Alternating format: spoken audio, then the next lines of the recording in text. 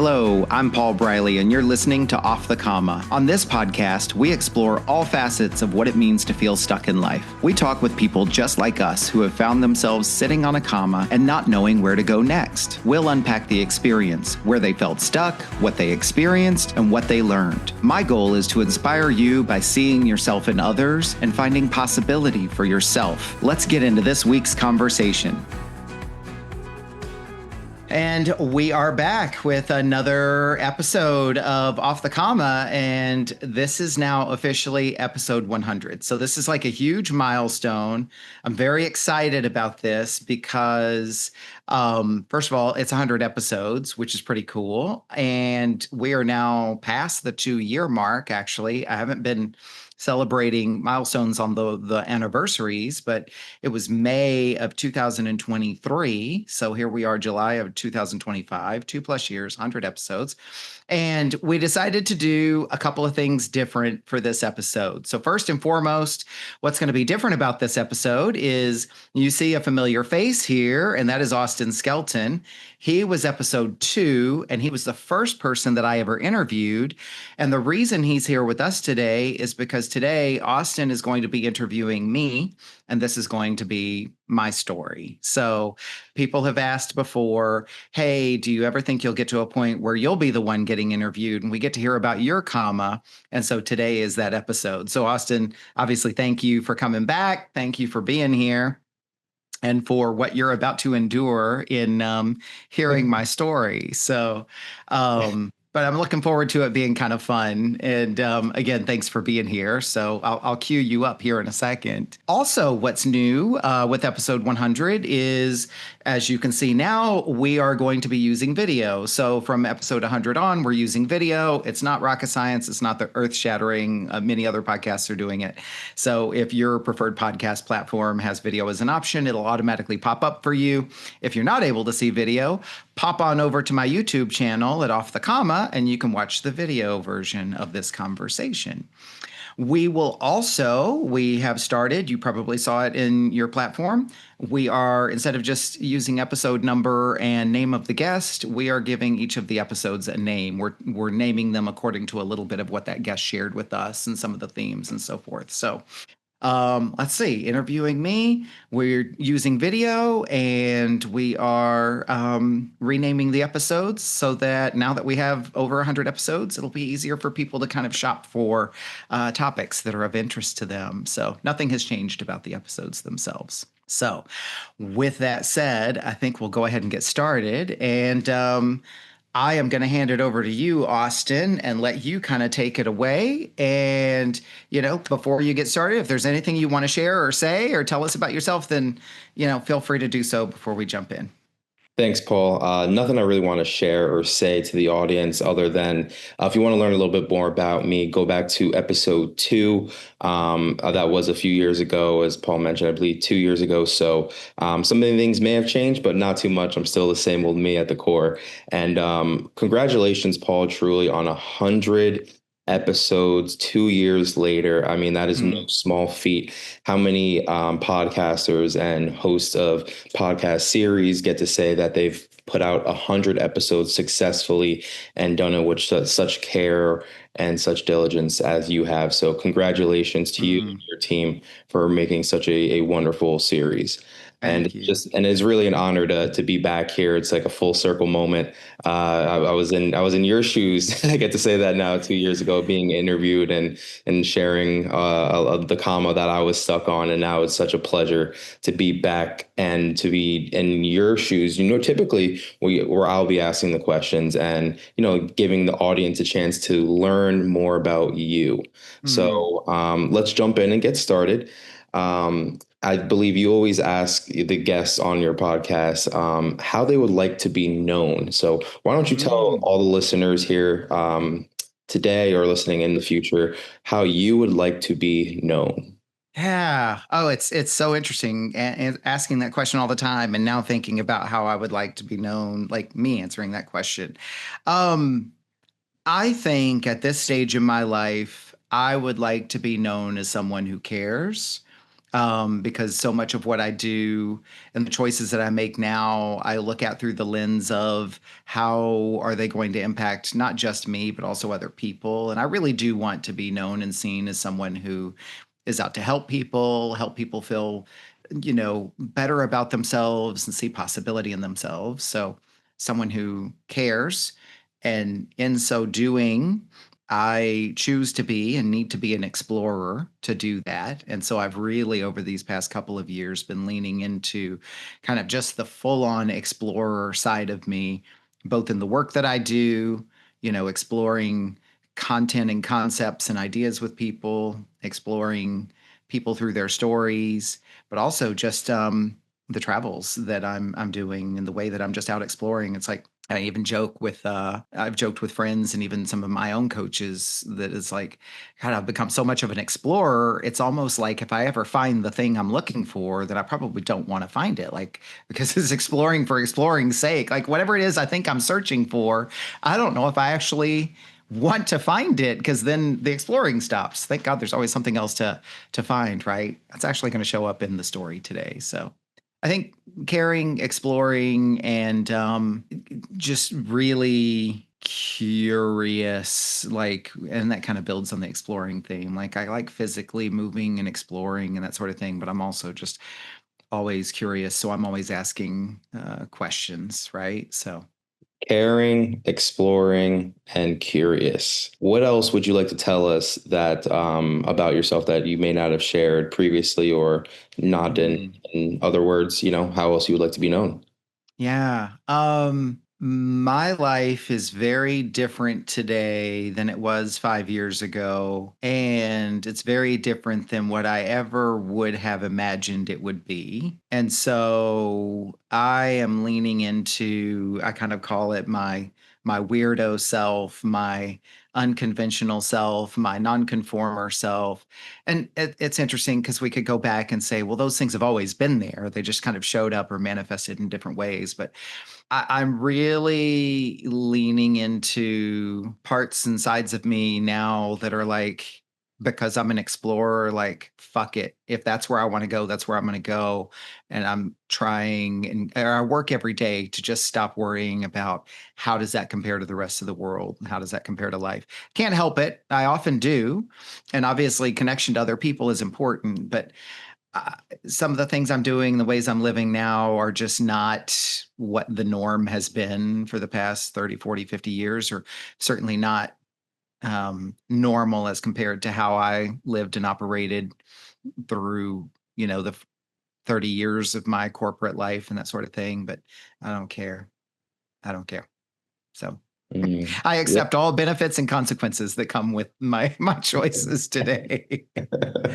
It sounds like a very deliberate, intentional choice. And also, I mean, just seeing how you have truly broken out of the mold of the day to day and have really embraced that explorative nature of going here, going there, and doing things differently. It definitely has been unconventional. hmm Um, so I can definitely see how you've been living that truth in your day to day life. Well, and yeah, you and I know each other. We talk on a regular basis, right? So you've even seen and and heard me talk about parts of this way beyond what we're even sharing here. So yeah, like you get to see it in action on a regular basis. It's it's exciting on the one hand. It's scary most of the time. Yeah. Paul, what would you say your intention is for yourself in our conversation today? Well, it's interesting, right? Because on the one hand, I'm kind of fulfilling requests, people who wanted to hear my story and how I would answer the same questions. Also, I am accomplishing something that I wanted to accomplish with the podcast, which is kind of creating this arc from episode two, but to me, it's really kind of episode one, right? The first interview to the 100th. Crap, that makes me 99, actually. Anyway, from episode two to episode 100, this arc, right? Like you being the first person that I interviewed way back when I was green, and I had even chosen you partly not only because I knew you'd have a great story, but because I knew you'd be flexible and easy to work with and experiment as we kind of did that first episode. Now here it is, episode 100, and it's my turn. And so it just seemed fitting to kind of make that an arc and a loop that closed. Plus, I just enjoy you as a person. I knew you'd treat the interview, with the care that I give others. But I think also there's an element of like, it's not so much that I have a specific story I want to share, but I want to explore this story within myself. Like, as I was telling you before we started recording, I don't have the whole story kind of hammered out, um, and know exactly what I'm going to say. I know what I want to open and introduce, and then we'll see where it goes. So I'm hoping that maybe in the sharing and working out of this story, there might be some clarity for me as well in kind of the grand scheme of things. Paul, I'm so happy I could be your guinea pig on episode 2 that you could just experiment with and look at the experiment 2 years later. It's a successful operation, and it really sounds like you are curious to explore this topic for yourself and to share it with others as it seemingly has been requested of you. So Mhm. that is what we are here to do today. You have set the intention, and you are you ready to get started? Let's do it. Let's do it. Yeah. And now you can step off the podium as a lawyer, and you can just like don't worry about the being presentation ready. Just chat. I don't care. So Got it. You got it. Paul, where in your life have you found yourself sitting on a comma? so many things I could have shared, like almost every single guest that has been on this podcast. I have been on so many commas in my life. In fact, I've even made comments before, about this whole brand name of Off the Comma, and people asking me, "Oh, is it because you're an expert on getting unstuck?" And I'm like, I'm an expert on being stuck, right? But I think I want to explore today a big comma that I've been sitting on for a long time. And in fact, I would almost even say, I was thinking about this yesterday while I was walking. It's almost like I'm living on this comma. And it's kind of scary to talk about. It's a little kind of controversial to talk about, but I live every single day wondering what is the point of any of this. I am involved in so many things. I do things. I'm taking steps and putting things into motion. I'm living life. I'm working. I'm eating. I'm traveling. I'm doing all these things. But for a very long time, I could almost even say always, I have wondered what is the point of all of this. And it's always been there. It's always been one of the things that makes me curious, that kind of motivates some of my exploration. But there have been periods in my life where it's been like, I'm curious. I'm intellectually curious. I've explored different religions, and many people turn to religion as to answer this question for themselves. It's very personal for everyone. This is very personal for me. Obviously, I want to acknowledge that. There have been times where it's made me curious, and I've studied. And then there's a lot of times, and I would say this last 5 years for myself and many people, it's become a fundamental, like, I really just don't know the answer to that question. And so the pandemic played a role in that. And yet I was already kind of living with this question before the pandemic. And the pandemic then, of course, added some seasoning to that mix. And then the trajectory of my life since the pandemic, and again, many people, having similar experiences, the things that I experience, particularly the negative, the bad, the hard things, and then even some of the good things, is what's the point of any of it? Like, I ask that question so often, and there's 1,000 different directions we can go with this. So I'll certainly invite your questions and curiosity too. But the comma is, where am I going?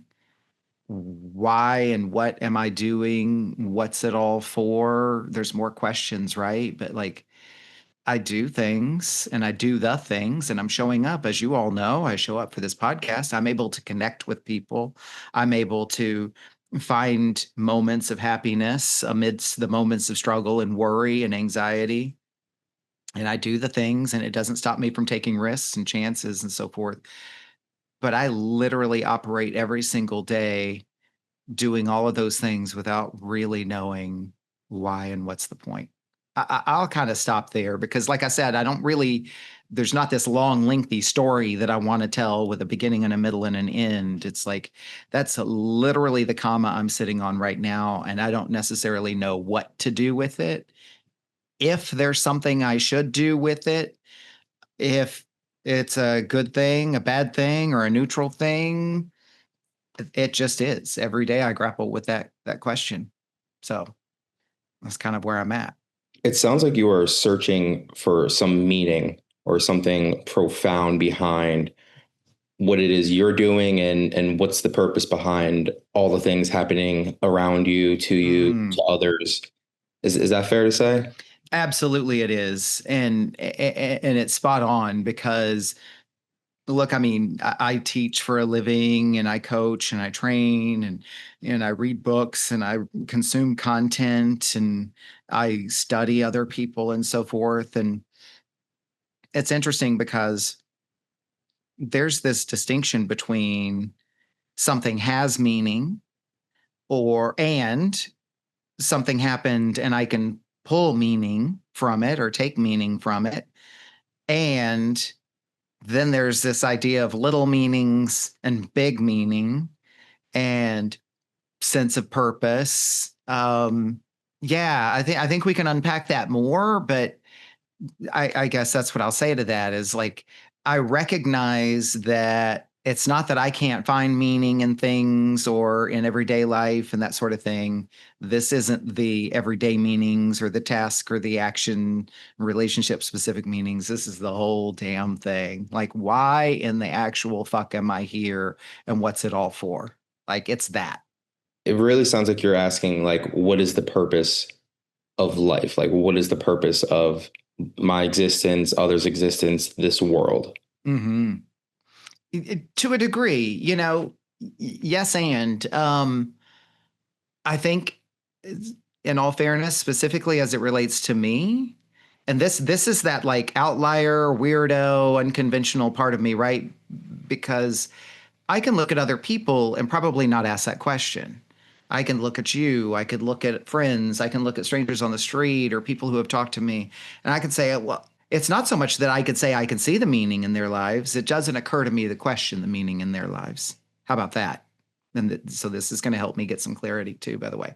So there is that with other people, I don't necessarily always even ask the question, or if I do, I don't challenge or even make assumptions about whether they have meaning or not. Um, it's always for me. And there was something else that I was going to say there, but of course, because I ramble, I forgot. But um, Well, something that you said just sparked a interesting question. Now, if we're going to characterize, the topic of this your comma as, what is the point, right? mhm. Um, and it sounds like it's a little bit more individualized to you, right? Like, what is my point? Mm. What is Paul's point, if you will? Yeah. Okay. So sorry to interrupt you, but that's Yeah, go the ahead. part that I forgot because you had said, what's the point of life, right? In existence.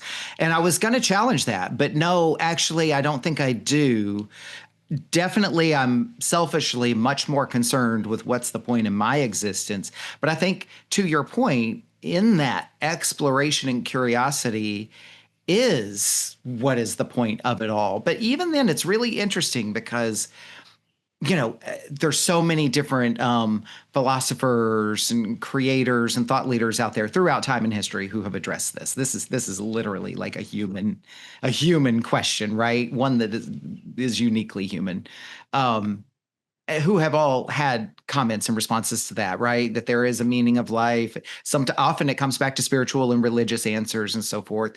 And it's so funny because I can intellectualize, maybe I'll say that I hear these answers and I align with them and agree with them. And yeah, that makes sense. And, there doesn't have to be this is interesting. There doesn't have to be some big grand meaning or purpose because it's all just kind of meaningful in and of itself. The fact that it exists is the reason when I'm thinking about really grand, like universe level stuff. But I can't seem to give that to myself when it comes down to my own life. Like that's interesting, isn't it? It definitely is. It definitely seems like you're kind of drawing a line in the sand between the bigger picture in terms of the world or universe, and then the more individualized picture of when it comes to you in terms Hmm. of what you're willing to assign meaning to or have clarity as to what's the purpose. But the Hmm. question I was going to ask you, Paul, is if what's the point is the comma. What about this particular comma has you stuck in your journey? Hmm. That's a great question. I think my answer to that is one, it occupies a lot of space just of thinking and pondering. I don't think that's probably the most significant part of it. I think there is another part of it that ties to motivation and perseverance and resilience, right? Like I get acknowledged by my family and friends a lot about, oh, you're the most resilient person I know, or you always manage to bubble back up to the surface, or nobody knows how to weather the storms like you do. And on the one hand, I take that for the compliment that it is meant and intended. And on the other hand, I'm like, shit, it would be nice not to have to bubble up. It would be nice not to have to walk out into the storm, even just from time to time, right? So I think this motivation element of it is almost like, okay, yes, I'm resilient, and okay, yes, I weather through and everything. Again, why? For what purpose, right? Just so I can keep going and go on to the next one and the next one. So maybe there's a thread of suffering in here, right? I think it feels stuck because sometimes I have a hard time seeing the light through the suffering. What's interesting is I still keep going. um we read books or we talk to people or whatever, and people talk about, what's the thing that gives me hope, or what was the light at the end of the tunnel. Sometimes I face challenges where I can see that, right? And there's a lot of them where I have no fucking idea what's on the other side of this, but where else am I going to go, right? I guess I'm going to go through it. Sometimes I choose. Sometimes it's like, no, go through it. And that's some of the work that I'm doing with myself right now, is like, that you don't necessarily have to know, what or why to keep pushing through. But I think what keeps me stuck is I probably suffer a lot more because of it. And then I think the third thing that I'll say about it that might be even more significant is that because I seek to answer that question, and because I have such a hard time answering that question for myself, and maybe I'm not taking partners with other people to answer that question, but throughout my life, I've always felt on the outside, which may sound interesting to people who know me, or have seen me, like, oh my God, you're the most social person, and you're an extrovert and all this stuff, right? But I do all those things. But in the quiet moments when I'm alone and by myself, or on an average day when I'm walking or working or driving, like I always feel like I'm outside. Maybe not far outside, but I'm just outside. So I think it affects this element of how I feel like I fit in the world, how much I feel like I belong. Like I can be part of family circles and social groupings and work, teams and so forth. But deep, deep, deep down inside, my dirty, dark secret is that I never really truly feel like I belong. And when it makes it seem like, or whether when it appears to others like I belong and I'm fitting in or leading the pack or what have you, a lot of that is created. Is I'm not, you're not seeing that because I truly feel it. You're seeing that because I have to make it happen. So I'll kind of stop there. Like that's the stuckness is I feel like I need the answer to the question, but even I can't tell you why I need the answer. Mm. But I'm compelled. Like I am compelled to constantly ask, like, what is the point? Why? Right. there's daily transactional stuff where that really helps. I mean, how we teach people that stuff, explain the benefits and give them the why behind and all that. But I'm talking about on the cosmic, like that kind of level, like I'll probably never have the answer to that question. Two words that you said repeatedly throughout your answer to what's the point and why are you stuck on the question of what's the greater point? Suffering and belonging. Mm, And it's interesting because there's a whole world of theology and ideology around, human suffering and the greater purpose and, what that does for the individual and so in community, but then also the individual belonging to a greater purpose. It kind of ties back to, it seems like something that was important to you, which was caring, or like how what you answered, how do you want to be known as someone who cares for others, hmm which I took as, you're a person who is social, but also cares about community. And it's interesting that you want that. It sounds like you want that sense of belonging, but it seems like you feel like that's missing. It's interesting, isn't it? Because I think if you asked many people who know me, they would probably be surprised to hear me say that. Like, what do you mean belonging? You belong to so many people. You know more people than anybody I know. And look at you traveling around the country and staying in people's houses. Like, how many people can do that? And so on and so on and so forth. And I certainly don't mean any of this to reflect on anybody that I do know and anybody that I do care about and anybody that does care about me. Like, the point here isn't that other people don't make me feel as though I belong. The point that I'm making is that maybe what I'm really saying is that there's something about me that I don't allow myself to belong, or no matter how much I'm given by other people or given from or by other people, or no matter how many people I'm, fortunate to know. And I am, trust me, like I know a lot of people and I have a lot of amazing people in my life, and I am grateful for each and every single one of them. It's very interesting, isn't it, that I can be part of that large of a group and still feel over here kind of alone.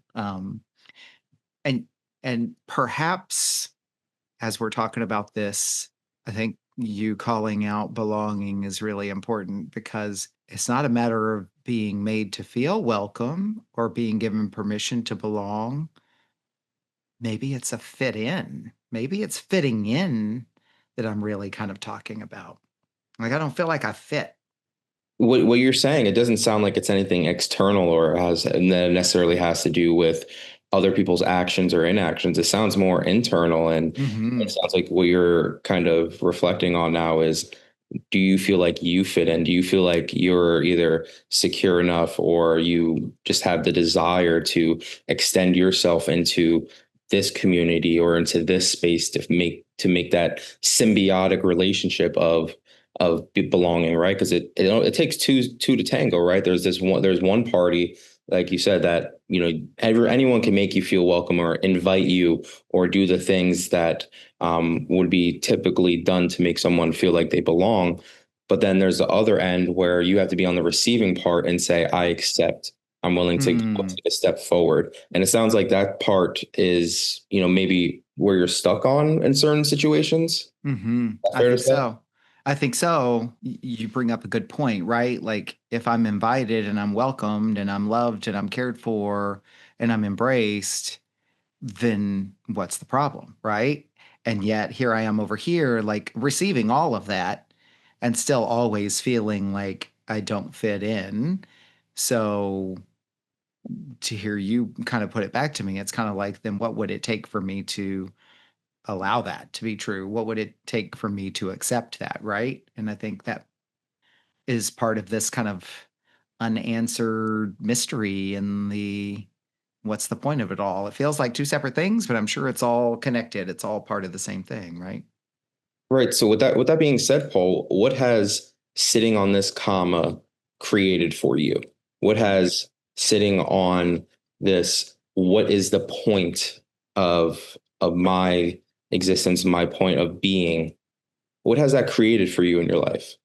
It's interesting because I notice this with a lot of guests. I think sometimes in my mind it's like, oh, what has that created? What problems has that created? And instead, where my mind goes is it's interesting. I've already kind of described some of the things that it does to keep me stuck, but I think what's powerful is that in a way, I think it feeds some healthy skepticism. I think because, well, it contributes to a lot of things. Empathy. I have a great deal of empathy for other people who are like me and who feel that. I know exactly what it's like to be in a room full of people and still feel disconnected. I know what it's like. I know what kind of conversations happen in our heads when we're out there by ourselves and kind of pondering the point of existence and so forth, and what kind of games that can play, right? So, on the one hand, I experience those things. And on the other hand, I can greatly empathize with what that's like. And I think that contributes in a positive way to some of my relationships and connections with people. I think there's an element too of because I haven't found an answer, I also haven't landed on any one person or people's answer. And so this may sound strange, but I'm always exploring. And even if that's not the one, I have at least a little bit of information about a lot of different possibilities and a lot of different paths, and I can appreciate why people choose those paths. So whether it's spiritual beliefs or religious beliefs or whatever, I was raised in a world where it was either or, you were either us or you were not us. And whether it was that faith or we don't practice a faith or whatever. So I would say part of this unknowing and questioning has also helped me to be much more neutral and objective towards how other people live and align, right? So, if we think about like what I'll call the competition between some religions, right? Some people would say, oh, this religion good, this religion bad, this religion, I'm not sure. I'm like, those are all people's choices. And I operate under the assumption that does something for that person, meets and fulfills a need for that person, and that it comes with good things and bad things, right? But I'm not here. That's not mine to decide because I didn't choose that path. Like door number one, door number two, door number three, I didn't choose any of those. So it's not my business to say whether they're the right ones or not. And I consider that a strength because I think that keeps me um, neutral in conversations, but it also helps me appreciate the different directions that people can go. So just because it's not mine doesn't make it good, bad, right, or wrong, right? Um, but I think also what else it has created for me, I think it contributes to my curiosity. I think there are times when, the possibility and fantasy of what could be are really, really exciting to me. I joke with some of my friends, we talk about, here in the United States and all the stuff that's happening and all the conspiracy theories and everything. You know, I love that kind of stuff, but I don't love it because I believe in one or the other. I love it because each one of them is really interesting and fascinating to explore. What if that were true, right? One of the things I really love right now is like conspiracy theories about human history and that it's much older and that there were plenty of civilizations before the last great flood and that we just haven't discovered them and so forth. And then there's the what's underneath the pyramids and all the things, right? And I love all that stuff. Whether I believe them to be true or not is irrelevant. It's if you thought of all of those as fiction, don't they all make really fascinating and fun and interesting stories, right? So I would say maybe that's kind of an upside of where I stand with this is if I haven't landed on anything, then anything is possible and anything is interesting. So there's that too. Kind of back to that comment I made earlier. Like maybe I don't even want to know the answer because then where do I go then? Right? You said a lot there, and a lot of what you said, it seemed to be at least what I'll characterize as positive traits or qualities in your life, right? Such as being, you mentioned, you didn't say this word verbatim, but it sounded like being able to have like discernment, right? And having a discerning spirit, but Mm, also then being empathetic, open-minded, to be able to evaluate things neutrally, to see other perspectives. And then also, mhm, and also to have like compassion for others and their choices. And even though they may not be something that you would do, but to appreciate why others would believe in certain things, or why they would have engaged in certain practices. But then even to then, like, I think the biggest part is what you just mentioned about all being able to envision all the possibilities. Although you've been mhm, stuck on this comma, and it seems like you mentioned earlier, it created suffering for you just being stuck on it. It seems like there's also another part of you where it just created all these possibilities and expanded your paradigm to see things from multiple different perspectives and viewpoints. mhm. And as you were reflecting that back, something else came to mind, which is really interesting. So this isn't a really well packaged punchline, right? But I think about how fundamentally what I'm talking about is I don't know, right? I don't know. And let's unpack that for a second because I don't know in the cosmic sense and everything we've just been talking about, theories and that sort of thing is a lot of fun when there's not much at stake. Actually, this is coming to me right now, so you don't know how helpful this has been just even talking this out loud with you. This relationship to I don't know when I feel like there's not much at stake or the stakes are low is a lot of fun for me. Exploring theories, history, possibilities, everything you said, right? Now, here's what the real struggle is when it comes down to the point where there are consequences or there is something at stake.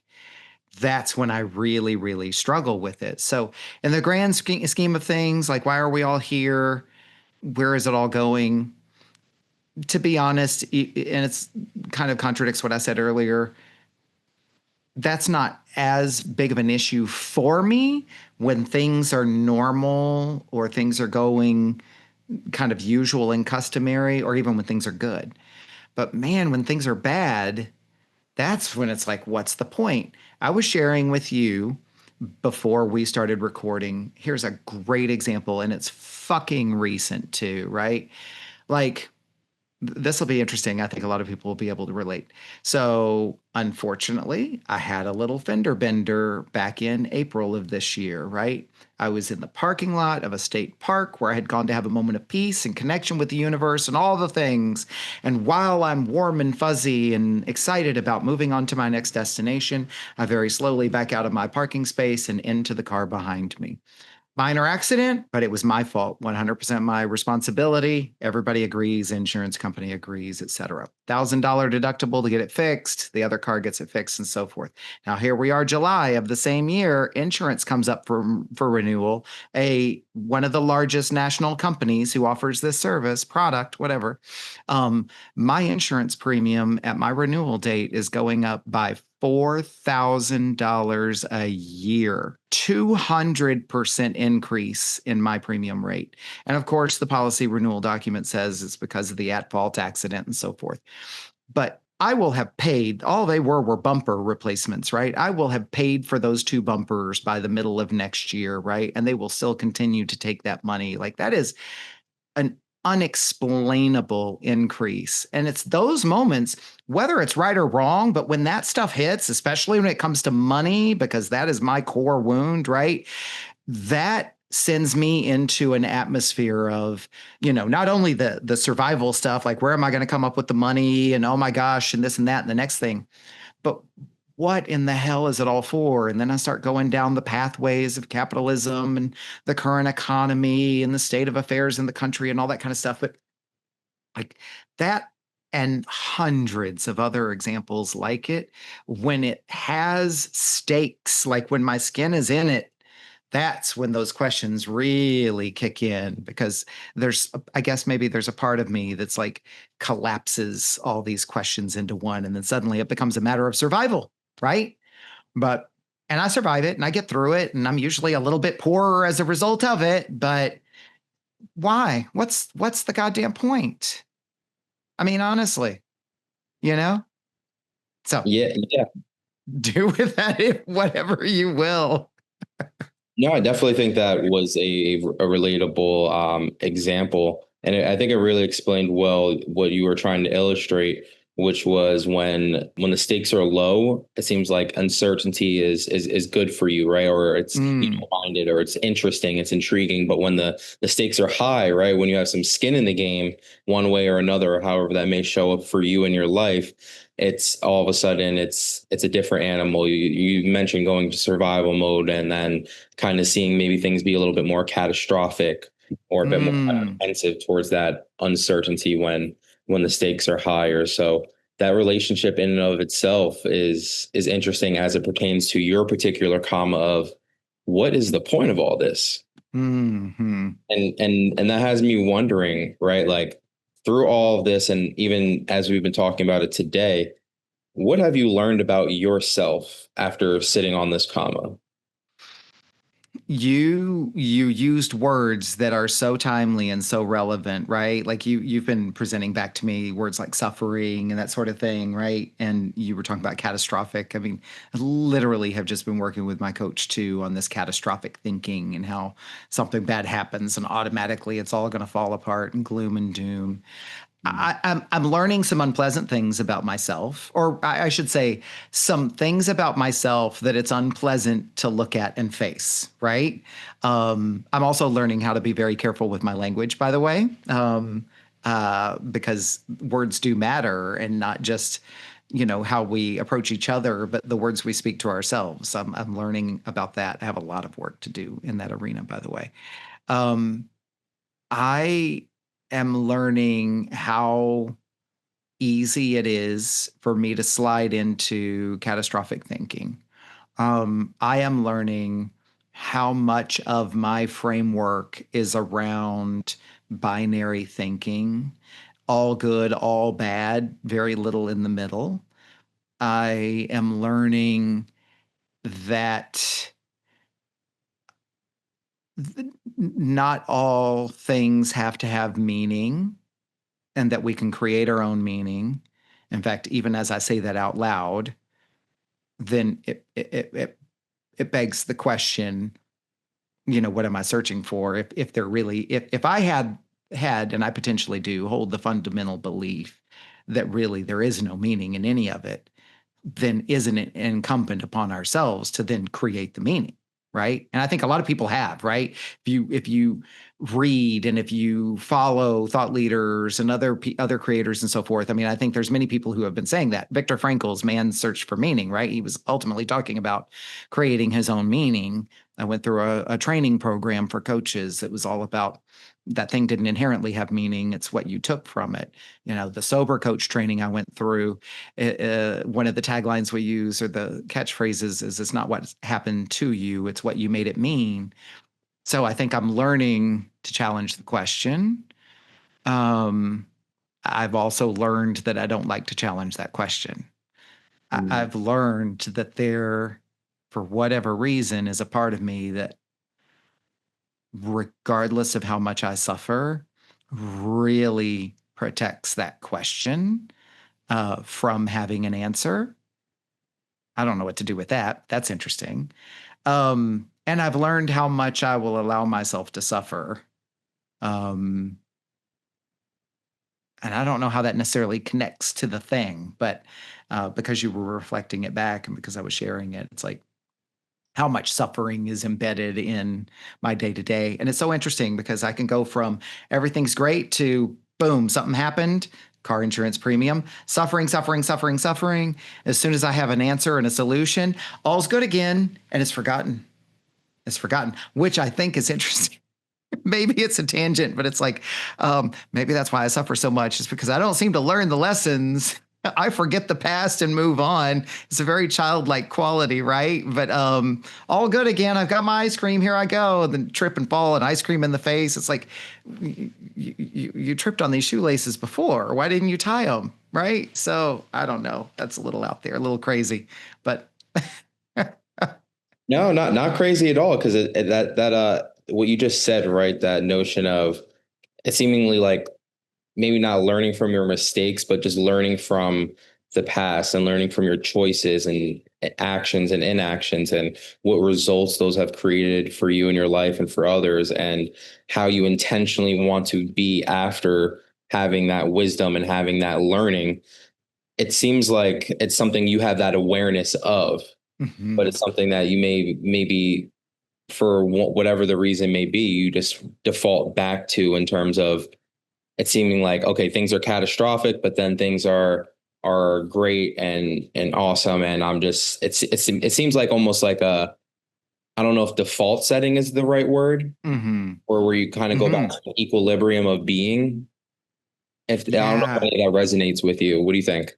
Yeah. No, absolutely. And actually, something else was coming up as you were talking too, which is, it's interesting because a lot of what I say and the examples I'll share and give are from a feelings perspective. But then when I stop and kind of look back at it from an intellectual perspective, it's like, wait a minute, that's not entirely true, because I look back over the arc of my life and I have learned some of the really big lessons I did learn, and maybe it took me a long time.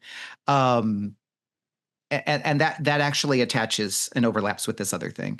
I'll say one other thing that I've learned, and then I'm going to come back to that point, is I am learning partly because of my age, partly because of where I am in life, a big part because of the coach training that I went through and the fact that I am a coach now and I'm an observer of life, right? I'm at least now learning to ask the questions and look at the questions and look at the answers within me. Like, I'm at least stopping and not only asking the questions, but allowing myself to observe what comes up for me and what's happening, like, and literally just study myself, right? So I'll give myself huge acknowledgments for that, even if I don't necessarily always have the answers. And the overlap there is, for the greater part of my adult life, and perhaps even before that in teenage, adolescence, and childhood, I didn't study those things, or I studied them up to a point and then I just couldn't handle it. And I found ways to distract myself. I think I'm still guilty of that. I do it in different ways now. But I think about the 25 years that I was a drinker. I didn't drink until I was in my early 20s. In fact, I was anti. I wasn't going to drink at all. I there were huge influences of it around me that I didn't want to be that person, and so forth and so on.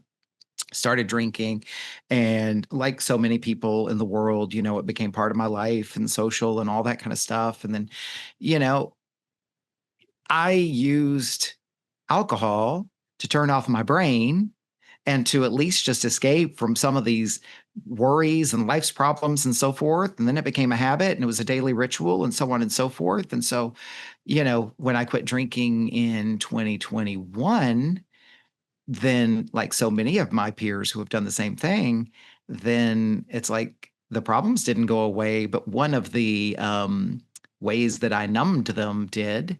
So I did learn a lesson, I guess, that I am going to have to face these things, and they may not be pleasant, but that I can face those things and I can study them. And so many of these problems are way better as a result of it. So uh, I guess I do learn, and yeah, I don't always repeat the mistakes. But to answer the question, though, definitely learning a lot about myself, learning a lot about my ability to even inquire, I guess. So, Sounds like you've learned to be self-aware, learned to be mm, observant around you, and just yeah, it really sounds like you've come to appreciate, being able to learn up just in general, just to have that ability. I mean, having made the intentional choice to, stop drinking, and then having that awareness that the problems underlying didn't go away, but like you said, that coping mechanism or the ability, that tool to numb went away, and it kind of maybe gave you a mhm. different level of awareness. It's interesting to see how that could tie into what your comma is in terms of like what is the point, right? Like that comma isn't going away, right? What I'm wondering, Mm. I'm curious, like what are some of the things that maybe have been numbing you from moving past that comma or truly confronting that comma, or are there anything? Is there nothing in your way of confronting, that comma? And Yeah. Um, I don't think it would be, I don't have a long answer for that one. I don't think it would be what folks might think. Like, I didn't give up alcohol and then switch to drugs. I didn't give up alcohol and then switch to, name any of the other addictions. I did continue my sugar addiction, and that is definitely something I need to get my hands around all these years later. At the time of this recording, 4 years later almost, and I need to cut the sugar. But ice cream at night instead of a bottle of wine, I think that's a reasonable trade-off. But I think to answer your question, what might I be using to numb and distract from the answer to this question? I think I'll unpack that. It's both, right? I think there is a numbing and distracting that's happening. Whether it's designed or intended to prevent me from answering that particular question, I don't know.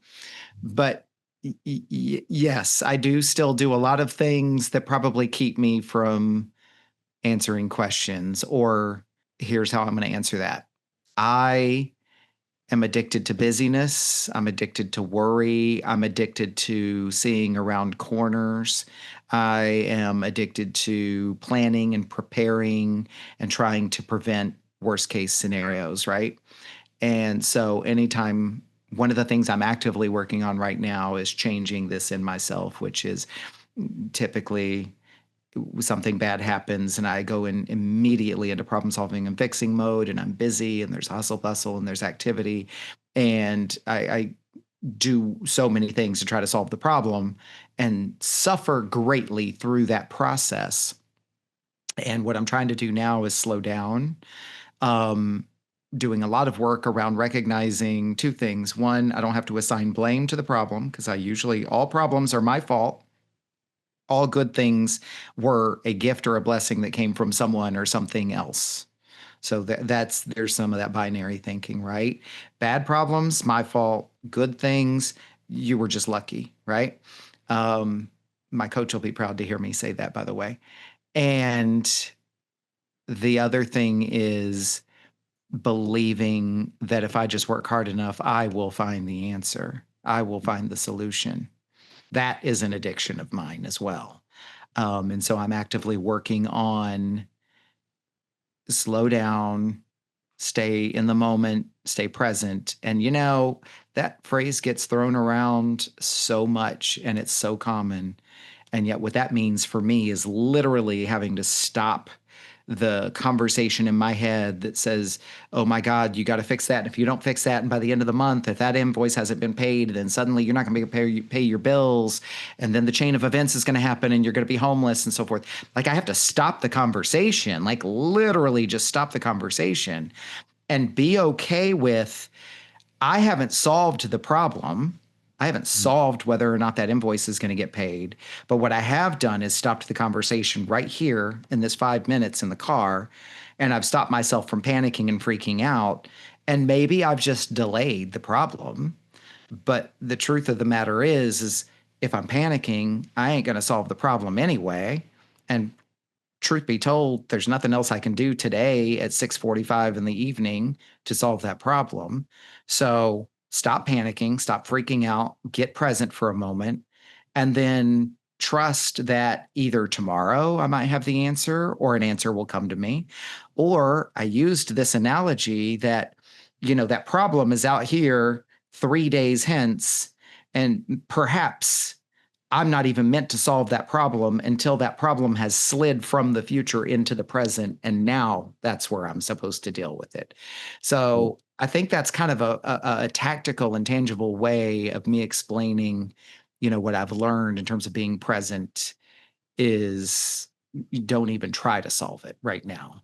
Like, and that's ridiculously uncomfortable for me. Yeah, it sounds like that's an intentional state of being you're choosing to engage in by not trying to solve that problem. There's something there for me, right? In terms of, okay, well, how does that apply to the big comma, and nothing makes sense, and what's the meaning in it all, Well, maybe maybe I'll have that answer when that slides from the future into the present. I don't know. You were going to ask a question or say something. I'm sorry. No, no, no, you're all right. I was gonna ask, what has overall like changed for you by sitting on this comma, having the awareness of it, and just even contemplating it? Mm, um, and I like how you framed that, right? Because I was sitting there thinking, like, what's changed? I mean, I'm still sitting here with this comma, right? Sitting on this comma, living on this comma. I think what may change, if I can answer it that way, like, let me take that into the future. What would I like to change is no. I think what's going to change is probably not going to be something that I'm going to like, although I'll like the results of it. I think what's changing is that it is forcing me, like I said, to slow down. It's forcing me to face some things about myself. Um, and I think it's also forcing me to ask myself why the question is even important. And I think it is also going to challenge me to choose things or to make things instead of waiting for them to arrive. Now, that's contradicting what I said earlier, right? Like, can't solve a problem, maybe I can solve it tomorrow. That's one thing. This is the reverse of that, which is I don't know how to solve the problem of meaning and what's the point of it all. So if I can't, or if it's possible that there isn't any, then I think it's back to what I said earlier, which is I think I'm going to have to make the decision to create the meaning. I think I already am. So I don't think it's a matter of have I done it or not. Maybe it's more of acknowledging what I am doing.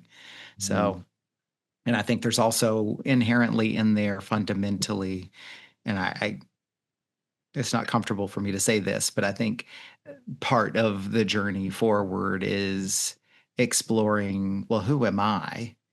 And why do I feel these ways? And why do I feel like an outsider? And is that even something I want to change about myself? And where do I want to be with it? And then do that, right? Maybe I will find that actually I'm okay being an outsider and it was fun to explore what it meant, but maybe that I'm solid. Like, no, stay out there, stay weird, stay alone, right? Or if that is something that I don't like about myself, then what am I going to do to change that? There's a lot of like introspection there in that answer for you about like what will change or what is going to change. And it seems like you face, I think you said you facing yourself and being honest with yourself and then kind of asking the hard questions of, okay, why is this comment important to me to begin with? I'm writing that down. Oh my gosh.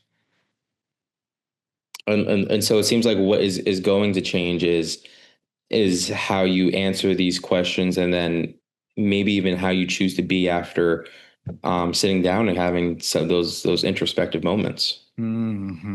Yeah. Well, and at the end of the day, right, it's all about exploring. I mean, I'm right where I need to be, aren't I? I'm doing exactly what I said I was going to do. I'm exploring. I'm curious. Yeah, yes, you are. You are exploring. You're curious. You're doing the things, and amidst all of it, it seems like it's really like powered by your free will, your choice to do these things. And hmm that Mm. leads straight into the last question I'm going to ask you, which is what does getting off of this comma look like for you? What does getting off of what's the whole point of this? What's the point of me being here and doing what I'm doing? What does that look like for you? I thought I might answer that question in some different ways, but as you're articulating it, I think I'm going to answer it like this, which is getting off the comma for me looks like first, I'm not saying only, I'm saying first, getting okay, Mm, right? Getting okay. And that means a lot of things. So for me, with this specific comma, since you asked, it's getting okay with sitting on the comma in general, like getting okay with the fact that it's even here in the first place, because I'm not special. There's no, I wasn't necessarily entitled to not or shouldn't have or anything like that. It's here. Get okay with it, right? Then get okay with where do I want to be with it, or where do I want to take it? Like, do I want to answer the question? Do I want something? Am I okay with where it is? Get okay. And maybe what I'm trying to say there is like they're getting okay first is acceptance, and then realizing that not everything necessarily needs to be solved or changed or fixed. Like it may be that I'm actually fine right where I'm at. So I don't know yet. I'm going to have to do that work. But I think getting off the comma, the first step of that anytime is first accepting that you're where you are and then figuring out if you can actually be okay with that being just exactly how it is. It really seems like part of that for you was also the acknowledging the possibility that you may not feel like you may need to or want to get off the comma, and that you're okay with it sitting right here that Mm. having that broader question unanswered. Hmm. And it's so funny because I'll be the first one to say, why the hell would I want to stay on this comma? Da, da, da. And so many other guests have said, no, I chose to be here for, so many different reasons. And I'm like, yeah, I think you're right. Like maybe I don't want to get off the comma, but I'll be the first one to bitch and moan and complain and scream about it. And say, oh my gosh, I can't be here. It's not okay. Right. So that's interesting. That's interesting. Yeah. Two future episode topics. You talked about freedom earlier and free will, and then resistance. Like freedom and resistance are two other things that are a big part of all of this. But tune in another day Absolutely. Endless possibilities on this podcast. Just for sure. so many different Mm. avenues to explore. Paul, with that being said, any final thoughts or anything else that you want to share with the audience as it pertains to the conversation we've been having today and your comma and how that's impacted your life? I would only say, like, I certainly I appreciate you being part of this with me and letting me kind of talk this out. I don't know.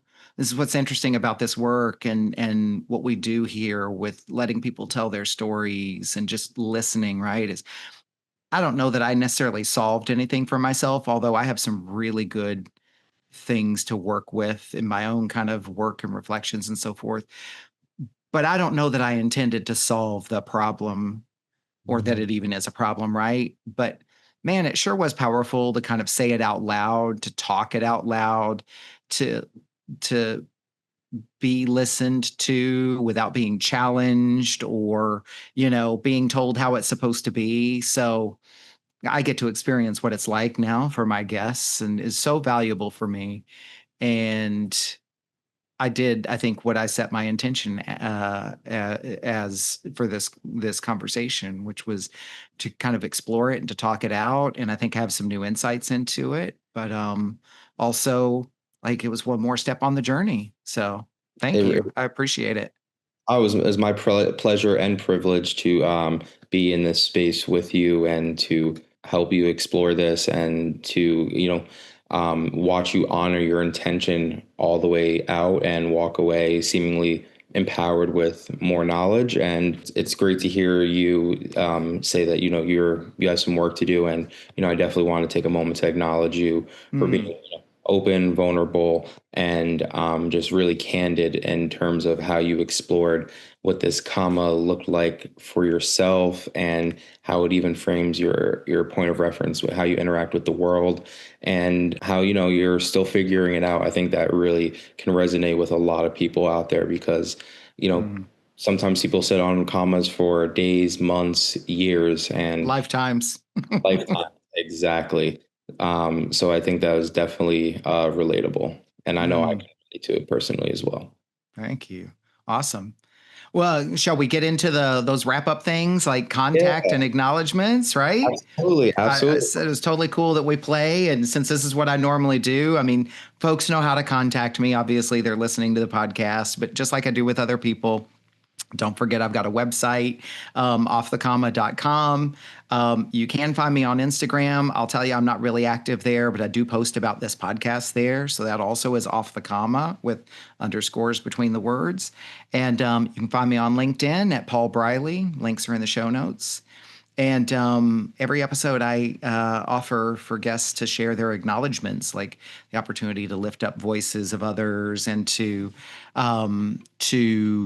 bring a voice to other people that are in their circle and people who matter. So I wanted to take that opportunity as well. So my acknowledgments are as follows. First, I want to acknowledge somebody who's really important to the podcast and to the fact that we're even here at episode 100.